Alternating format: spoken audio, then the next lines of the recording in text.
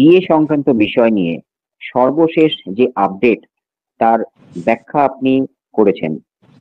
Live news বাংলার দর্শক শ্রোতাদের জন্য আপনার সেই ব্যাখ্যা বিশ্লেষণ অবশ্যই শোনানো হবে। তবে তার আগে একটি বিষয় জানতে চাইছি, দীর্ঘ বছর ধরেই তো চলছে আপনাদের এই লড়াই, আর কতদিন? দেখুন, একটা বিষয় পরিষ্কার বুঝতে হবে যে শাসক সে হচ্ছে একটা ফ্যাসিস্ট শাসক, শ্রমিক কর্মচারী বিরোধী এবং চূড়ান্ত ফ্যাসিস্ট মানসিকতার একজন মানুষ। তিনি পশ্চিমবাংলার চিফ পলিটিক্যাল এক্সিকিউটিভ। এখন আমরা মামলাটা করেছিলাম কেন জানেন? ট্রেড ইউনিয়ন সংগঠন যে কোনো তারা আন্দোলন করবে, আন্দোলনের মাধ্যমে দাবি আদায় করবে, এটাই হচ্ছে নিয়ম।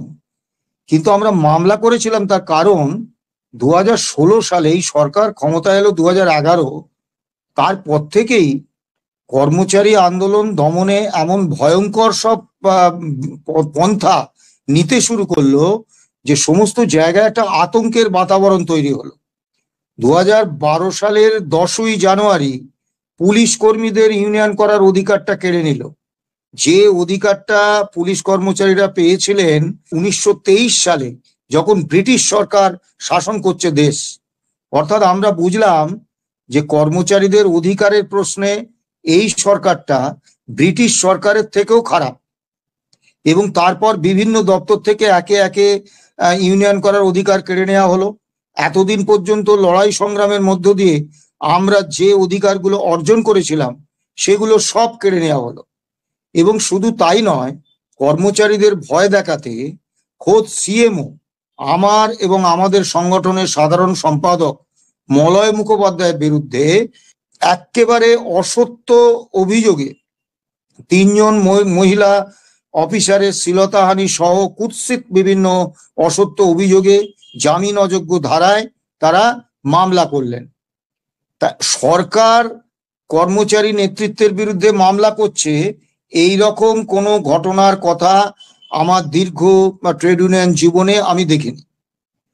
তা যার ফলে একটা এমন বাতাবরণ তৈরি হলো যে কর্মচারীরা আতঙ্কে একদম ভয়ঙ্কর আতঙ্কের মধ্যে পড়ে গেলেন। বিশেষত 2012 সালের 28শে ফেব্রুয়ারি একটা ধর্মঘট ডেকেছিল রাজ্য কোঅর্ডিনেশন কমিটি। সেই ধর্মঘট ভাঙতে রাজ্য সরকার ব্রেক অফ সার্ভিসের মতো ভয়ঙ্কর শাস্তিমূলক ব্যবস্থা নামিয়ে আনলো। যার ফলে এমন একটা পরিস্থিতি হলো, আন্দোলন সংগঠিত করা তো দূরস্থান, আমরা কর্মচারীদের দাবির প্রসঙ্গে আলোচনা করব সেই অবস্থানটুকু আর থাকছে না। তখন আমরা একেবারে নিতান্ত নিরুপায় হয়ে কৌশলগত অবস্থান হিসেবে মামলা করার সিদ্ধান্ত নিয়েছিলাম 3টে মূল উদ্দেশ্যে। 1 নম্বর হচ্ছে, রাজ্য সরকার ডিএটাকে অধিকার হিসেবে মেনে নিচ্ছেন না। আমরা 1 নম্বর উদ্দেশ্য আমাদের ছিল আইনিভাবে কর্মীদের ডিএর অধিকারকে প্রতিষ্ঠা দেওয়া। 2 নম্বর হচ্ছে, কর্মী সংগঠনের ছদ্মবেশে সরকার ও শাসক দলের এজেন্ট রাজ্য সরকারি কর্মচারী ফেডারেশনের এবং রাজ্য সরকার ও শাসক দলের সম্মিলিত সন্ত্রাসের ফলে সৃষ্ট হিমশীতল আতঙ্কের আবহে কর্মী সমাজ, শাসক দল এবং রাজ্য সরকারকে এই বার্তা পৌঁছে দেয়া যে কর্মী সংগঠন মেরুদণ্ড সোজা রেখে সরকারের কর্মী বিরোধী নীতি এবং কর্মসূচির বিরুদ্ধে দৃঢ় এবং সাহসী অবস্থান নিতে পারে। ডিএর মতো 3 নম্বর উদ্দেশ্য ছিল যে ডিএর মতো সকলের দাবিতে সমগ্র কর্মচারী, কর্মরত এবং অবসরপ্রাপ্ত কর্মী সমাজকে মানসিকভাবে এক সূত্রে বাঁধা। তা এই 3টে উদ্দেশ্য নিয়ে আমরা মামলাটা করেছিলাম কৌশলগত অবস্থান হিসেবে। এবং এটা তো রাষ্ট্রের বিরুদ্ধে মামলা, একটা নিছক ট্রান্সফার হয়েছে প্রতিহিংসামূলক সেটা রদ করার মামলা, বা কোনো কর্মচারীর ক্ষেত্রে বঞ্চনা হয়েছে সেটা নিরসনের মামলা, তা তো নয়। এটা একেবারে রাষ্ট্রযন্ত্রের বিরুদ্ধে মামলা। কাজেই রাষ্ট্রযন্ত্রের বিরুদ্ধে লড়াইটা যে দীর্ঘমেয়াদী হবে এবং সমগ্র রাষ্ট্র ব্যবস্থা যে তার বিরোধিতা করবে, এটা তো আমরা জানতাম। কাজেই এই দেরিতে আমরা খুব বিস্মিত নই। তবে হ্যাঁ, দুঃখ আছে যে আমরা 2016 সালে যখন এই মামলা শুরু করেছিলাম, তারপরে বহু মানে আমাদের সঙ্গে যে অবসরপ্রাপ্ত এবং কর্মরত যেসব কর্মচারীরা ছিলেন তাদের মধ্যে অনেকেই আমাদের ছেড়ে চলে গেছেন। তারা এই মামলার ফলটা দেখে যেতে পারলেন না। মাননীয় মুখ্যমন্ত্রী যেভাবে অবজ্ঞার সঙ্গে আমাদের কুকুর বিড়ালের সঙ্গে তুলনা করেছেন, চোর ডাকাতের সঙ্গে তুলনা করেছেন এবং ডিএটাকে অধিকার নয় দয়ার দান বলে গণ্য করেছেন, সেক্ষেত্রে এই অধিকার প্রতিষ্ঠার সময়টা তারা থাকতে পারলেন না। হয়তো রায় ঘোষণার সময় আরো অনেকে আমাদের ছেড়ে চলে যাবেন, এই জন্য আমাদের মনে দুঃখ আছে। কিন্তু আমরা জানতাম রাষ্ট্র শক্তির বিরুদ্ধে এই লড়াইয়ে আমাদের দীর্ঘ রাজ রোষের সম্মুখীন হতে হবে, রাজ প্রলোভনের সম্মুখীন হতে হবে এবং দীর্ঘমেয়াদী একটা আইনি লড়াই আমাদের জড়িয়ে পড়তে হবে। কাজেই সেদিক দিয়ে আমরা খুব অবাক বা আশ্চর্য হইনি। ডিএ সংক্রান্ত বিষয় নিয়ে সর্বশেষ যে আপডেট এবং তার যে ব্যাখ্যা, আপনার যে ব্যাখ্যা, সেই বিষয়টি এবার হ্যাশট্যাগ লাইভ নিউজ বাংলার দর্শক শ্রোতারা শুনবেন। প্রিয় কর্মরত এবং অবসরপ্রাপ্ত রাজ্য সরকারি কর্মচারী, বোর্ড, কর্পোরেশন, পঞ্চায়েত, পুরসভার কর্মচারীরা, আমি শ্যামল কুমার মিত্র, সভাপতি, confederation of state government employees. আপনারা অধীর আগ্রহে অপেক্ষা করছেন, কারণ ইতিমধ্যেই আপনারা সংবাদ মাধ্যম সূত্রে জেনে গেছেন যে রাজ্য সরকারের পক্ষে তাদের advocate on record Kunal Mimani তাদের 101 পাতার রিটন সাবমিশন মহামান্য সুপ্রিম কোর্টে জাস্টিস সঞ্জয় কারোলের এজলাসে জমা দিয়েছেন এবং আমাদেরকেও কপি পাঠিয়েছেন। এখন এই সাবমিশনে তারা কি বলেছেন, কি হতে চলেছে, এ সম্পর্কে আপনাদের উৎসাহ থাকা অত্যন্ত স্বাভাবিক। আমি আপনাদের একটু প্রথমে ফিরিয়ে নিয়ে যাব। আমরা এর আগে একাধিক সাক্ষাৎকারে বলেছি যে এই যে কোনো মামলার সবথেকে গুরুত্বপূর্ণ বিষয় হচ্ছে মামলার পিটিশন, এবং আমাদের মামলার এই পিটিশনটা তৈরি করেছিলেন আমাদের পূর্বতন এবং প্রথম আইনজীবী সর্দার আমজাদ আলী। তার সঙ্গে ছিলেন তার সুযোগ্য সহযোগী মাসুম আলী সর্দার এবং প্রবীর চ্যাটার্জি, এবং অবশ্যই আইএনটিইউসির পশ্চিমবঙ্গ শাখার তৎকালীন সভাপতি প্রয়াত রমেন পান্ডে, তিনি এই পিটিশন মুসাবিদায় সর্দার আমজাদ আলীকে যথেষ্ট সহায়তা করেছিলেন। এই পিটিশনটা এতটাই নিখুঁতভাবে সর্দার আমজাদ আলী তৈরি করেছিলেন যে আজ পর্যন্ত দীর্ঘ 10 বছর মামলা চলছে। স্যাটে প্রথম আমরা হেরে গিয়েছিলাম। স্যাট বলেছিল এটা রাজ্য সরকারের এখতিয়ার, কর্মচারীদের অধিকার নয়। কিন্তু আপনারা যদি একটু তলিয়ে দেখেন, দেখবেন স্যাট আমাদের হাইকোর্টে যাওয়ার সুযোগ করে দিয়েছিলেন, কারণ তারা মামলাটি দীর্ঘদিন ধরে রাখতে পারতেন। যাই হোক, এই পিটিশনটা এতটাই নিশ্চিদ্রভাবে সর্দার আমজাদ আলী তৈরি করেছিলেন যে আজ পর্যন্ত তার তৈরি করা পিটিশনের স্ট্রাকচারাল ফাউন্ডেশনে কোনো কাল লাগেনি, কোনো ছিদ্র খুঁজে পায়নি কর্মীপক্ষকে ছবল দেওয়ার জন্য। আমরা 6টা জয় পেয়েছি। সুপ্রিম কোর্টে, মহামান্য সুপ্রিম কোর্টে ইন্টারিম অর্ডারেও আমরা আংশিক জয় পেয়েছি, এবং জাস্টিস সঞ্জয় কারোল এবং জাস্টিস পি.কে. মিশ্রের বেঞ্চে গত 4, 5, 6, 7 আগস্ট যে ম্যারাথন শুনানি হয়েছে, সেই শুনানিতেও আমরা ধারাবাহিকভাবে কর্মী অনুকূল পর্যবেক্ষণ পেয়েছি মাননীয় 2 বিচারপতির কাছে। কাজে আমরা অত্যন্ত আত্মবিশ্বাসী সর্দার আমজাদ আলীর করা এই পিটিশনের স্ট্রাকচারাল ফাউন্ডেশনে ভবিষ্যতেও কোনো কাল লাগেনি কর্মীপক্ষকে দংশন করার সুযোগ পাবে না। এই মামলায় বিকাশ রঞ্জন ভট্টাচার্য যখন কর্মীপক্ষের হয়ে সওয়াল করতে ওঠেন, তখন জাস্টিস সঞ্জয় কারোল বলেছিলেন, mister Bhattacharya, it is your baby, you know better, we are with your baby. এবং আক্ষরিক অর্থে স্যাটে মামলা শুরু হওয়ার অল্প কিছুদিন পরেই আমরা অর্থ দপ্তরের কর্মী প্রয়াত স্বপনদের আইনজীবী হিসেবে বিকাশ রঞ্জন ভট্টাচার্যকে নিয়োগ করেছিলাম, এবং তখন থেকে তিনি ধারাবাহিকভাবে এই মামলাটায় আছেন এবং মহামান্য সুপ্রিম কোর্টে 28 দিন শুনানি হয়েছে এবং সেই 28 দিনের প্রত্যেক দিন যে দুজন সিনিয়র অ্যাডভোকেট উপস্থিত ছিলেন তাদের একজন আমাদের সিনিয়র অ্যাডভোকেট রহিফ রহুম এবং দ্বিতীয়জন অবশ্যই বিকাশ রঞ্জন ভট্টাচার্য। 3 দিন তিনি অনলাইনে ছিলেন। কাজী বিকাশ রঞ্জন ভট্টাচার্য এই মামলাটা একেবারে আদ্যপান্ত সমস্ত জানেন।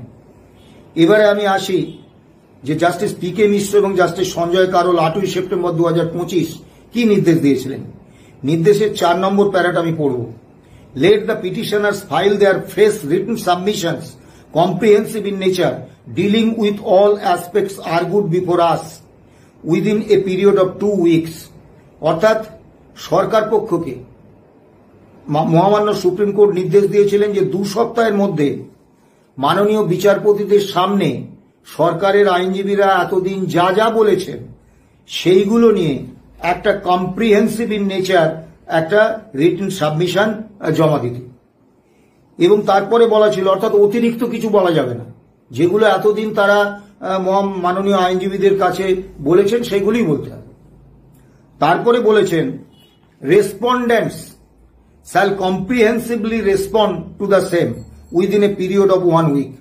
রেসপন্ডেন্টস অর্থাৎ এই মামলায় 3টি কর্মচারী সংগঠন, আমরা confederation of state government employees মূল মামলাকারী সংগঠন, আরও 2টি কর্মচারী সংগঠন এবং 5 জন ব্যক্তি কর্মচারী এই মামলার রেসপন্ডেন্ট।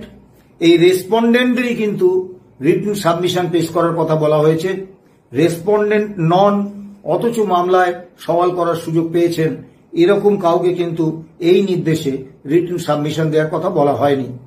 তা আজকে সরকারের রিটেন সাবমিশন করেছে, আমরা সেই সাবমিশন পর্যালোচনা করছি এবং আগামী শুক্রবারের মধ্যে আমরা আমাদের রিটেন সাবমিশন জমা দিয়ে দেব।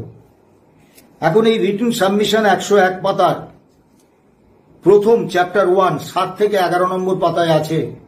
সেখানে রাজ্য সরকার যেটা বলেছেন, whether in the Indian federal structure each and every state in the country is constitutionally or even otherwise legally obliged to match rates of DA for corresponding periods as that fixed by the central government। অর্থাৎ কেন্দ্রীয় সরকার DA যে হার ঠিক করে দেয় সেই হার ভারতীয় সংবিধান অনুসারে বা আইনিভাবে ইচ অ্যান্ড এভরি স্টেট অর্থাৎ প্রত্যেকটা রাজ্য সরকার এই ফেডারেল স্ট্রাকচারে মানতে কি বাধ্য? রাজ্য সরকারের বক্তব্য মানতে বাধ্য নয়। এখন আমরা বারবার বলেছি রাজ্য সরকার পুরো বিষয়টা গুলিয়ে দিতে চাইছেন।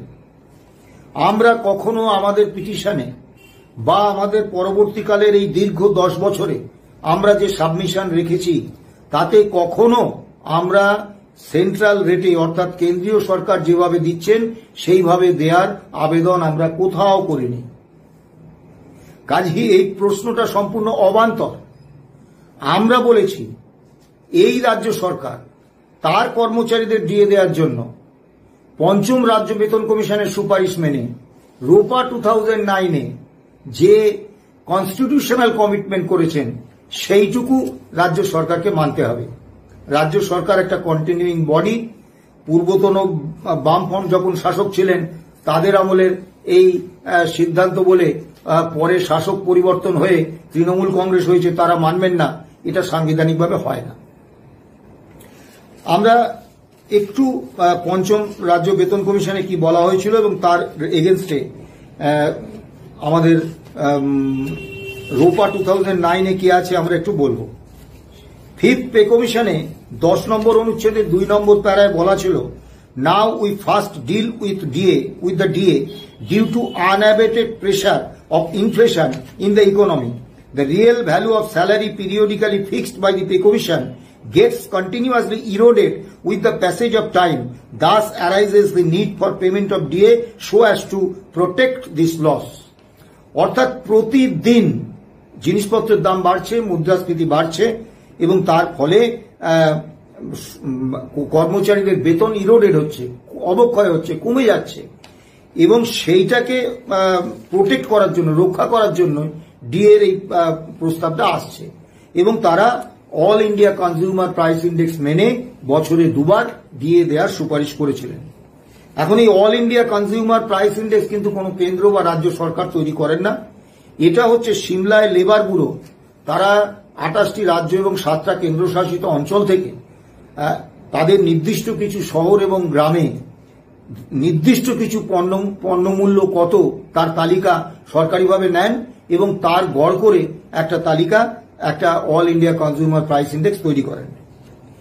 এখন প্রশ্ন হচ্ছে যে রাজ্য সরকার বেতন কমিশনের সুপারিশ মানতেও পারেন, নাও মানতে পারেন, কিন্তু পূর্বতন বামফ্রন্ট সরকার সংবিধানের 309 নম্বর ধারা অনুসারে যে revision of pay and allowances of the government employees 2009 অর্থাৎ রোপা রুলস 2009 তৈরি করেছিলেন, তাতে কিন্তু সুনির্দিষ্টভাবে all India consumer price index মেনে বছরে দুবার দিয়ে দেওয়ার সংস্থান রেখে গিয়েছিলেন এবং সেই অনুসারে 16% আমাদের 50% বকেয়া ছিল, 16% দিয়ে দেওয়ার একটা সংস্থান কিন্তু বাজেটে রেখে গিয়েছিলেন। অর্থাৎ এইটা হচ্ছে 2009-এর রূপাটা হচ্ছে সংবিধানের 309 নম্বর ধারায় রাজ্য সরকারের একটা কমিটমেন্ট। আমরা শুধু এই কমিটমেন্ট পূর্ণ করার কথা বলেছি। কাজেই সেন্ট্রাল রেটে ডিএ দিতে এই ফেডারেল স্ট্রাকচারে রাজ্য বাধ্য কি বাধ্য নয়, এই প্রশ্নটাই অবান্তর। এরপরে যেটা বলা হয়েছে 7 থেকে 9 কনস্টিটিউশনাল ফ্রেমওয়ার্কে রাজ্য সরকারের যে বিভিন্ন ক্ষমতা সেগুলো বলা হয়েছে। 9 থেকে 10 নম্বর পাতায় বলা হয়েছে সুপ্রিম কোর্টের বিভিন্ন সময়ে কি ভিউজ ছিল।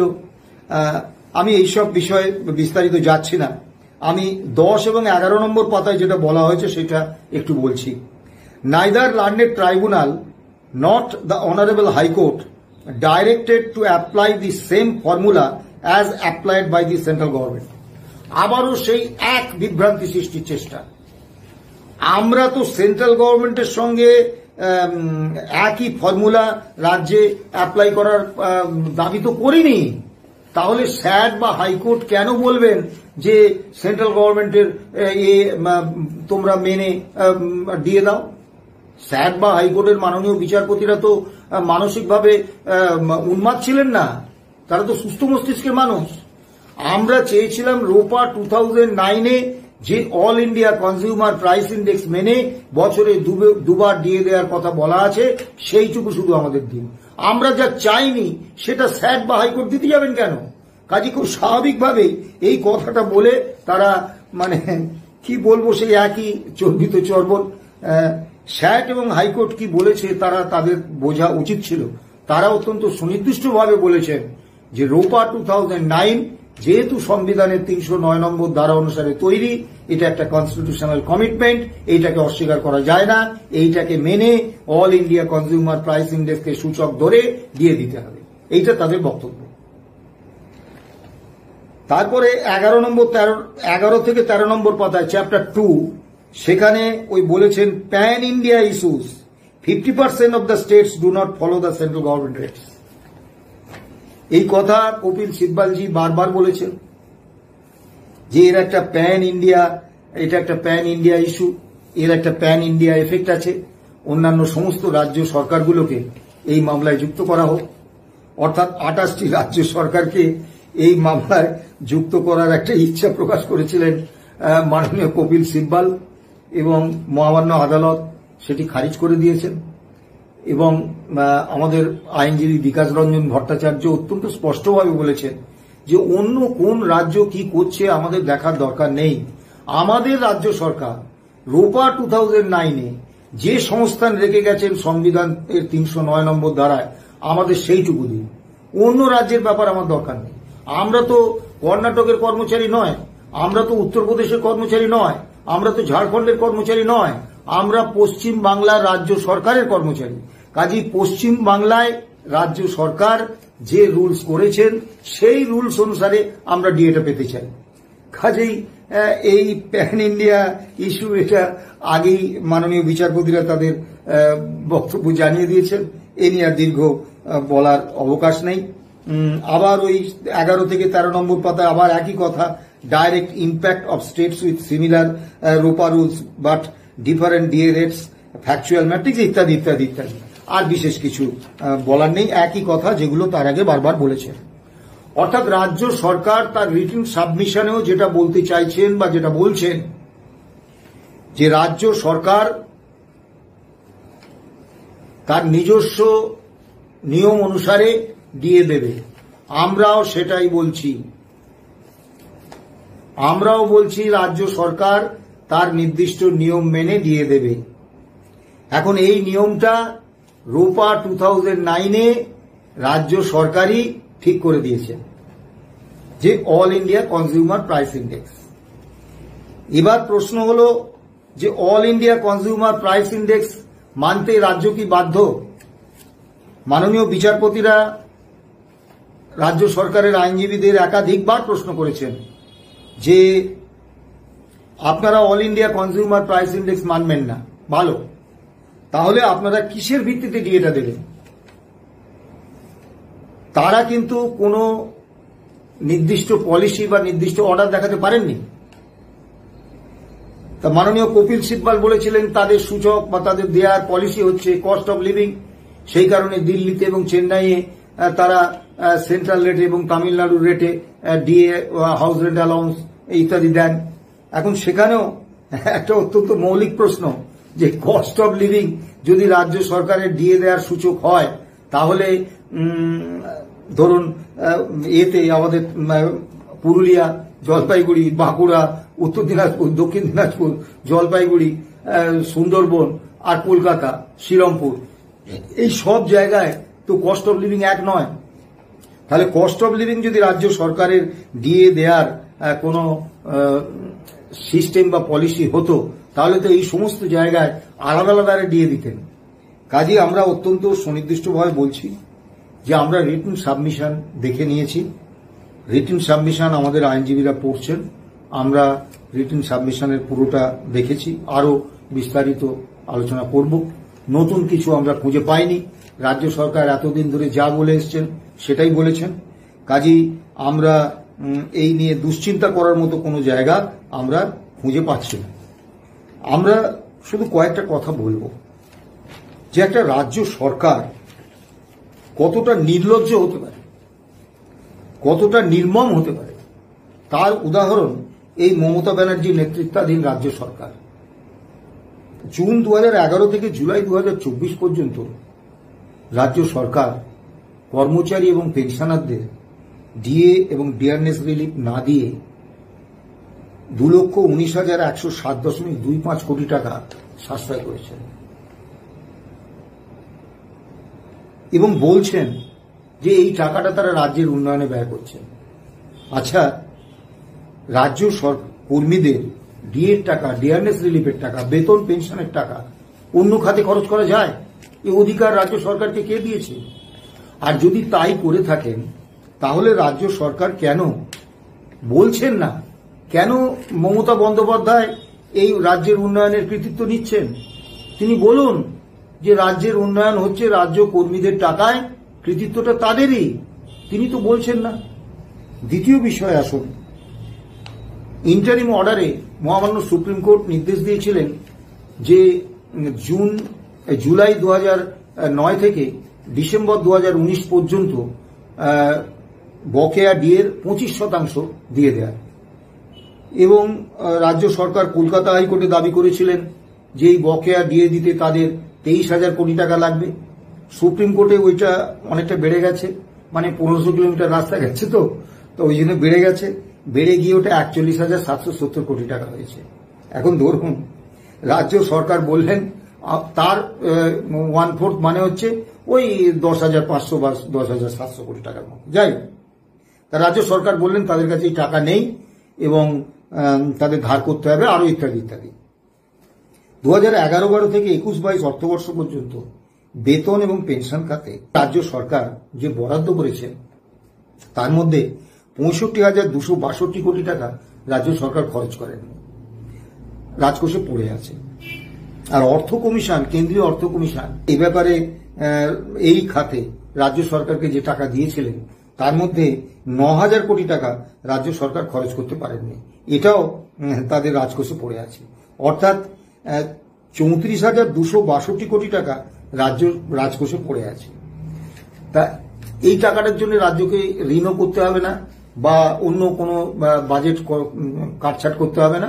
এটা রাজকোষে রাজ্য কর্মীদের বেতন এবং পেনশন খাতের টাকা 34,262 কোটি টাকা পড়ে আছে। তা বকেয়া ডিএ হিসেবে তারা হিসেব দিয়েছিলেন, এই হিসেবটা অনেক জল আছে, সে আমি ও বিতর্কে যাচ্ছি না। হিসেব দিয়েছিলেন 41,770 কোটি টাকা লাগবে, মানে 1500 কিলোমিটার যেতে 23,000 কোটি থেকে 41,770 কোটি টাকা হয়ে গেছে। ঠিক আছে, তো এইটা তো 34,262 কোটি টাকা, তো এই টাকাটার 82%।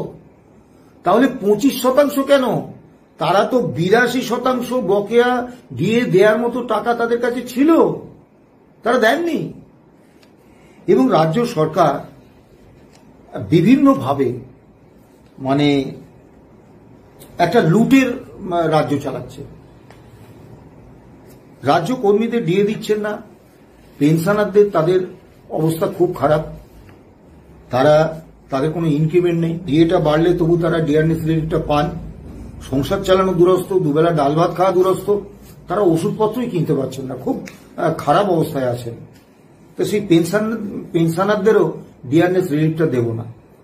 অথচ এই সরকার এনজিওগুলোকে 2016-17 থেকে 21-22 অর্থবর্ষ পর্যন্ত 1,17,676 কোটি টাকা 1,17,676 কোটি টাকা দিয়েছেন। এখন এনজিওগুলোকে দেয়া টাকার কোনো সিএজি অডিট হয় না, কোনো রাজ্য সরকার অডিট করতে পারেন না। রাজ্য সরকার জানতে চাইতেও পারেন না তুমি এটা জুয়া খেলে নষ্ট করেছো, না মদ খেয়েছো, না বেলেল্লাপনা করে খরচ করেছো, না জনস্বার্থে কাজে লাগিয়েছো। কারণ এনজিওগুলোকে দেওয়া টাকার কোনো হিসেব রাজ্য সরকার চাইতে পারেন না। তাই এনজিওগুলোর বেশিরভাগ পরিচালনা করেন শাসক দলের নেতা মন্ত্রী, অর্থাৎ বকলমে এনজিওগুলোর নামে এই শাসক দলের নেতা নেত্রীদের পকেটে 1,17,676 কোটি টাকা রাজ্য সরকার দিয়ে দিতে পেরেছে।